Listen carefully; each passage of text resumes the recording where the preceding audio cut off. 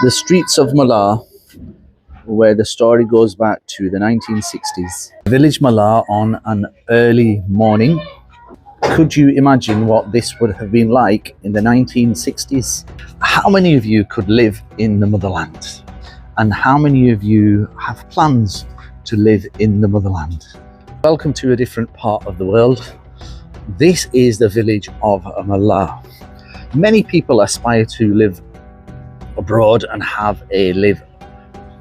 Many people aspire to live in Pakistan, and one of the things that sometimes holds them back is planning, perspective, financial reasoning.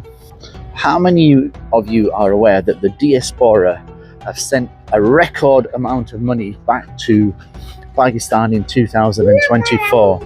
And many people, this child says, many people love to have a home. Land and houses are high on the agenda for Pakistanis. Currently, I am in the village of Mallah.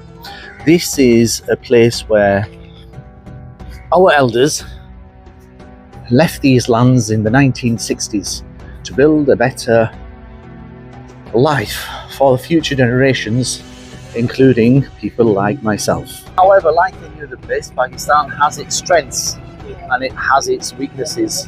When I say the word Pakistan, unlike any other place, Pakistan has its strengths and it also has its weaknesses. It has its opportunities and it has its threats as well. So when I think of Pakistan, I think of the beautiful weather, simplicity of village life, spirituality, religion, and the ability just to be able to slow down. It has its losses and it has its gains. Could you live in the village? Do you aspire to have a lovely home and have that simplicity? Or do the grabbers and the politics and the turmoil sometimes lead you astray? When you think of property or land, you think of files and you think of ballots and you think of being the victim of, unfortunately, close family and friends and losing out. Or do you have choices? Spend some time in Pakistan and spend some time in England. Because when it comes to things like property, many investors are simply not interested because of the horrible experiences that they've had in the village. But yet there are companies and there are people that are really good too. So my experiences are not wrong and my experiences are not right, they're just experiences. So onehomes.com, if you want to have a look at the website, have luxury projects in Lahore and Islamabad of different kinds, and they help the diaspora.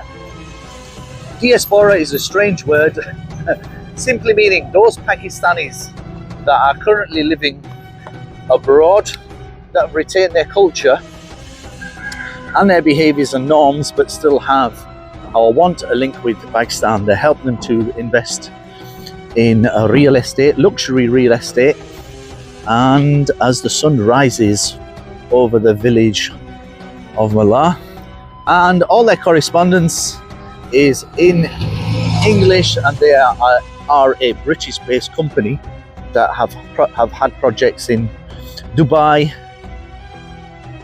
the United Kingdom, and their other arm is called One Investment. So back to the village.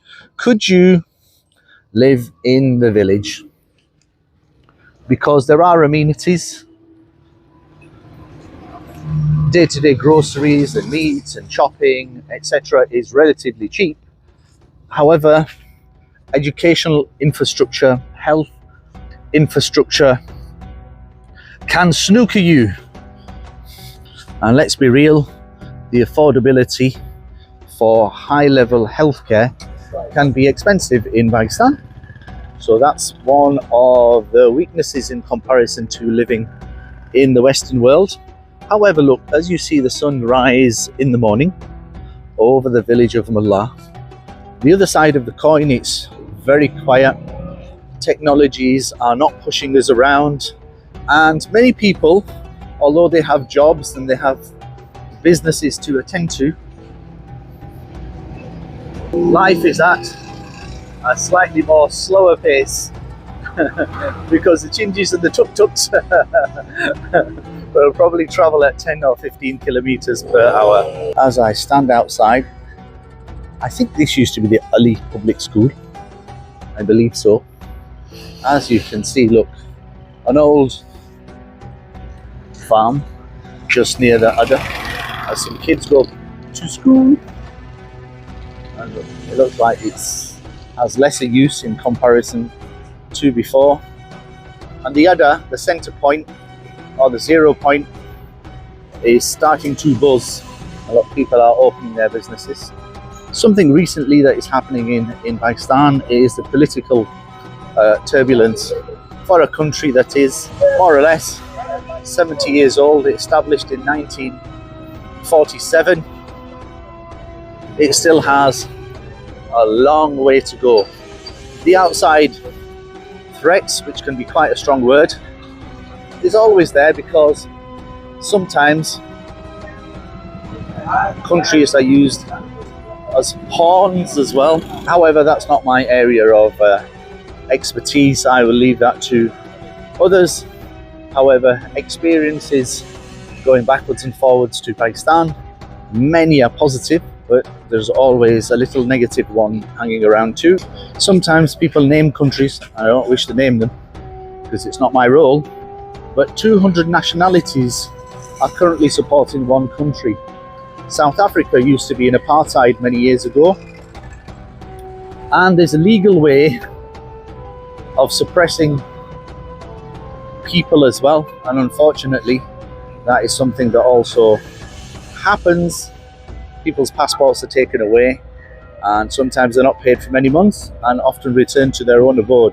Now, this is a country that we see as bling bling, the one I'm talking about, but it's just how it is. Here we go. A couple of my friends have appeared as well. Assalamu alaikum. How are you? Assalamu alaikum. Alhamdulillah. Tabiyat khade. Tik tak. Dua salam bhi. Jazakallah. Khair dekha na. Dua pakar. Sahi.